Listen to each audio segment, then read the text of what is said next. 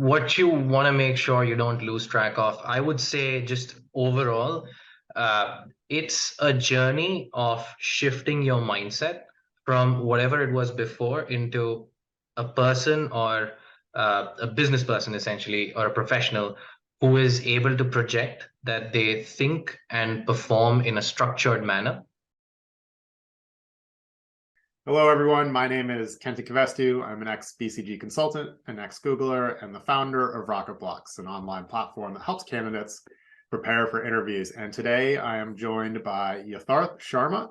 He is a CS undergraduate from the University of Hong Kong, a Booth MBA, a current consultant at the BCG Chicago office, and has also lived in 8 different cities across 4 different continents, which is awesome. So thank you for joining us today. It's great to have you here, Yatharth. Hey, thanks for having me. Awesome. And what we're going to be talking about today, 2 main things, is one, your strategy for preparing for consulting interviews and advice that you might have for other folks going through that same process today. And then also just a little bit about your career journey. But before we get into all of that, as I was doing some background research for this conversation, you mentioned that you are a big gamer. So I would love to just hear a little bit more about that. What type of games are you playing, and what do you enjoy about it? Oh, I love gaming. It is something that I really look forward to at the end of like the week, and then just plugging away, like plugging in my headphones and playing games for like 6 hours straight if I can. I don't get that much time anymore, but yeah, in my undergrad days, I used to enjoy it a lot. What type of games? Mostly we're thinking like adventure games, so like the Assassin's Creed sort of series, Yeah. and then sometimes a little bit of Grand Theft Auto for some mayhem is also pretty fun. Yeah. So, Yeah. Mayhem is the right word for Grand Theft Auto. I exactly. remember I played a lot of the GTA games over the years, and the very first one that came out was computer only back in like, I don't know, I was in high school or middle school. And I remember convincing my dad why he should buy this game, which sounded very bad to him, but really fun game to play. Oh yeah, I can't play those games in front of my parents still. Like they would be like, "What are you doing?" Yeah, it doesn't seem like a great message. But okay, let's jump into things. Let's talk a little bit about preparing for consulting interviews. And you've gone through this process pretty recently. You work, part-time as on the side as a coach for RocketBlocks, helping other people going through it. I'm just curious if you could distill sort of when you were in the candidate seat, what was your strategy for preparing for interviews? What was sort of the key components of it?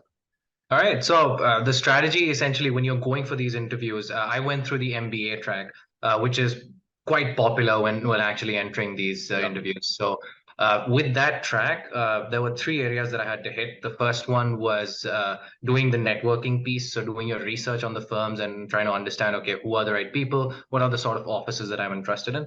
The second piece, which is truly about the interview setting, is going to be your casing. And then the third, which is within the same interview, is the behavioral. So just on those 3 fronts, the first part, just to understand what the MBBs or like the other top consulting firms that are going to business schools are doing. To understand that better, I actually enrolled in a bunch of pre-MBA programs where the companies host webinars essentially, because this was in the middle of COVID, so they Yeah. were all webinars. Yeah. And I was actually quite happy to be able to attend these halfway across the world because I hadn't like reached the US by that time. So just learning about what the companies do, how they function, how different offices might be different for companies, and how different companies themselves might be different from their competition, and also getting some contacts in the Yep. location, because that helps in networking and going back to, hey, you were on this panel and I like what you said about these XYZ pieces, and then just using those to make those conversations go forward as you're learning about the company. So that was quite helpful. In terms of casing as well as behavioral prep, I had a lot of support from my business school itself. So we have a consulting club at Chicago Booth, and that was a huge help. It consisted of folks who had recently gone through internships and or gone through the interview process themselves. So we had second years, we had career coaches.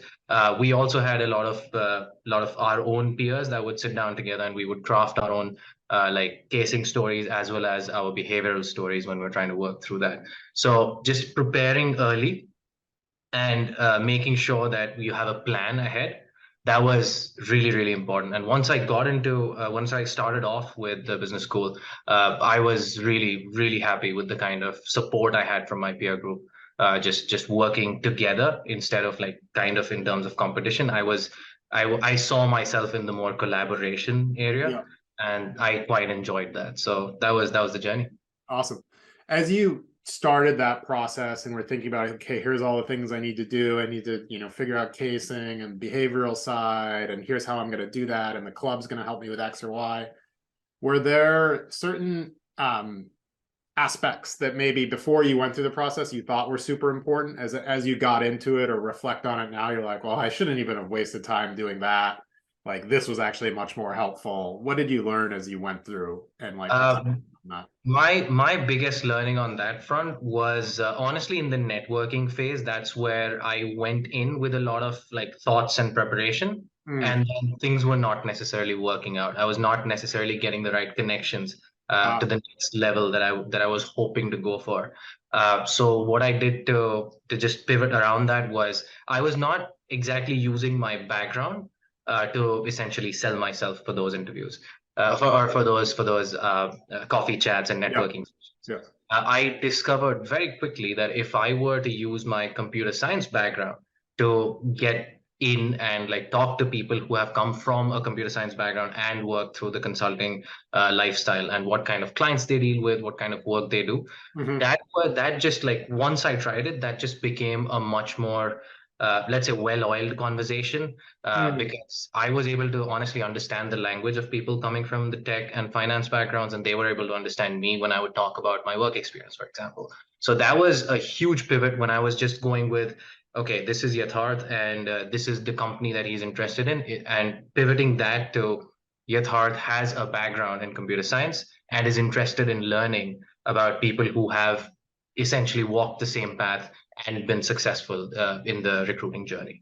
And so Got it. once those conversations started going, I started getting a lot better in terms of my traction in the companies. And I think that was a pretty important piece that I didn't consider was important. Interesting. And so are you saying like like the networking conversations you were having themselves, like someone would agree to meet you with you, but the quality of the conversation was not as good until you realized you should lead with sort of, here's my background, here's how I'm thinking about it? Or was like, you wouldn't even get to have the conversations because you'd like reach out and say, hey, I'm Yatharth and I'm at Booth, and like people wouldn't respond. But once you started bringing in the CS flavor, that changed. Uh, a bit of both, honestly. So, Interesting. well, firstly, you would get the connections, but the way it works is you make one connection and then you try to build on that connection and try to Yeah. find other folks within the company. And so that second piece was not really happening. Mm. The reason for that perhaps was because the first conversation was not as rich. And so Yeah. seeking out people who have walked that path, well, I was able to have a rich conversation to begin with, and then they understand where I'm coming from, they understand where I would like to go, and then they would put me in touch with more people in their circles. So that's how it worked out. Yeah, it makes sense. I think it's a good thing to highlight because it's also like when you are networking, I think when it works out best, right, it becomes like a genuine conversation, it becomes authentic. And so my guess, again, this is me just hypothesizing here, Mhm. not knowing any of this background, but that by like bringing in your CS background and talking about some of that, it gives more people something to grab onto of like, oh, like that's interesting. I like heard this about his background. They might be curious about it. Or like you said, like maybe they share that background with you and then you immediately have all sorts of rich material to like potentially dig into.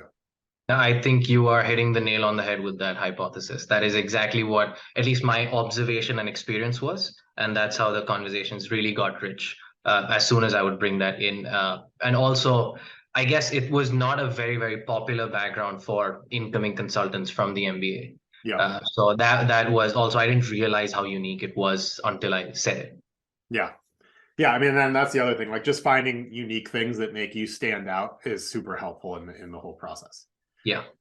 Were there other things that you did as you were going through the process that you felt like, hey, like as I was prepping and going through these interviews, I did X or Y, and I didn't see any of my friends doing that, but I think it was really helpful for me. That's an interesting question. If I look back, yes, there was definitely one thing that I was doing that I didn't see anyone do. I would, the way I prepared for casing specifically, I would have so it was all virtual, the Yeah. preparation as well as the interviews, they were all virtual. So we had a sheet of paper in front of us and we would solve the case on that sheet of paper, but nobody would see that sheet. So it's essentially, okay, you can write whatever you want as long as you're communicating what Yeah. Yeah. right parts are, it's okay. But what I would do is I would have that sheet, and when you're done with the case, you receive feedback from the person who's giving you the case. Yeah. It could be the coach, it could be a peer of yours, it could be a senior person within the school, or someone who's gone through the process recently, right?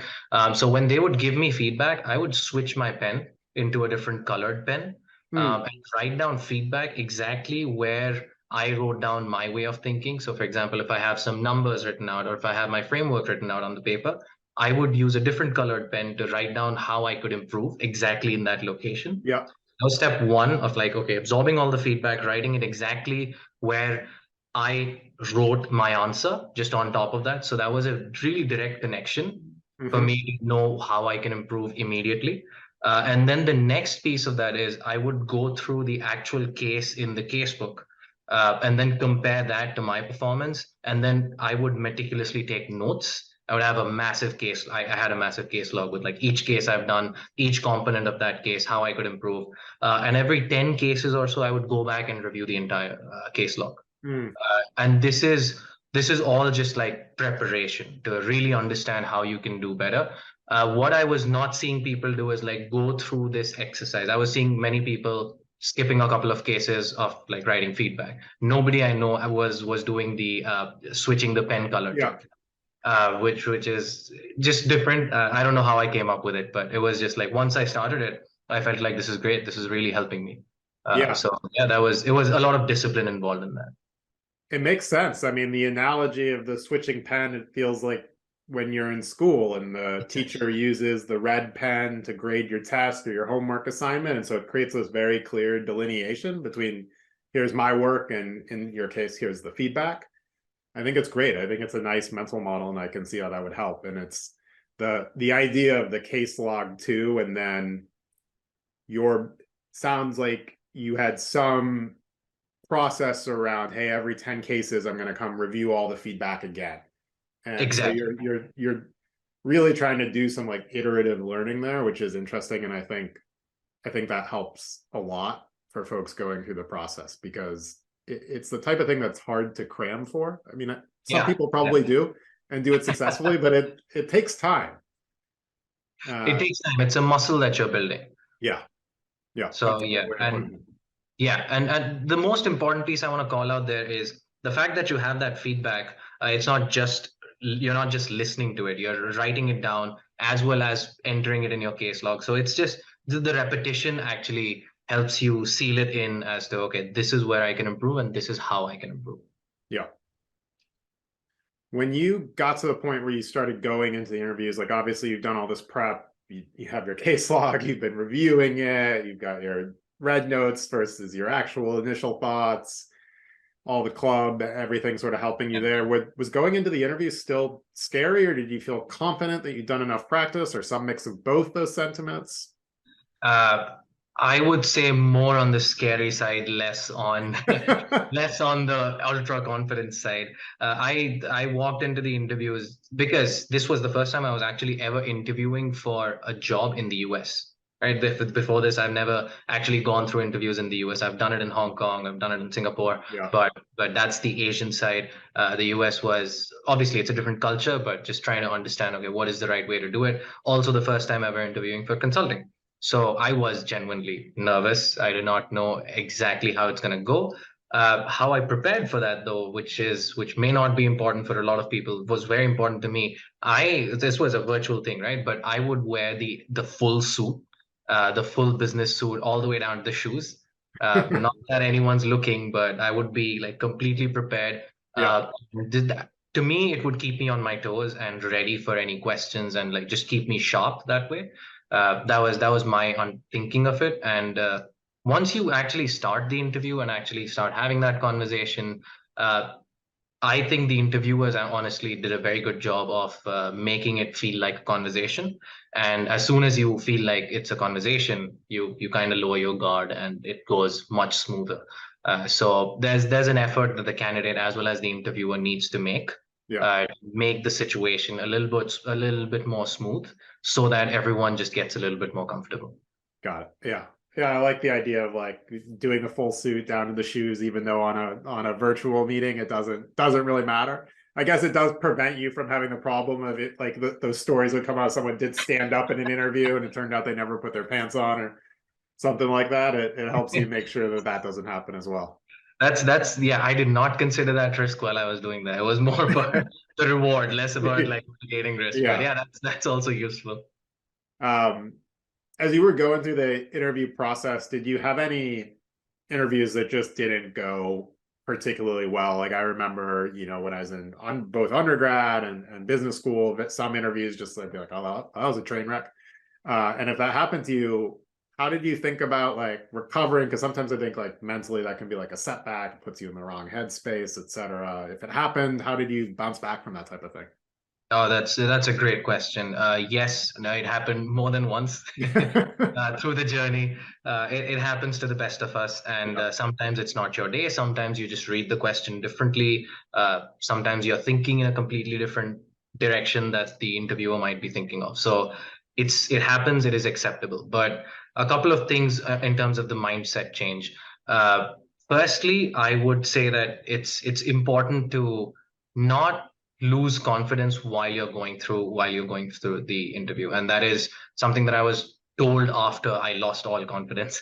I was like, hey, feedback, please don't lose all your confidence. It's okay that you've made a mistake and it has changed the direction of the case, but it is on you as the interviewee, that you will pick it up and proceed forward with it. And so just continuing to hammer away and doing your best without making a big deal out of a mistake that you've made in the interview. Most of the train wrecks, they just, it starts going downhill and then it really keeps going downhill because people lose their confidence. Yeah. And so if you can continue just picking yourself up and then projecting confidence, things will move your way. While I was actually preparing for the GMAT, the phrase that was used, it was driving through the fog with your headlights on.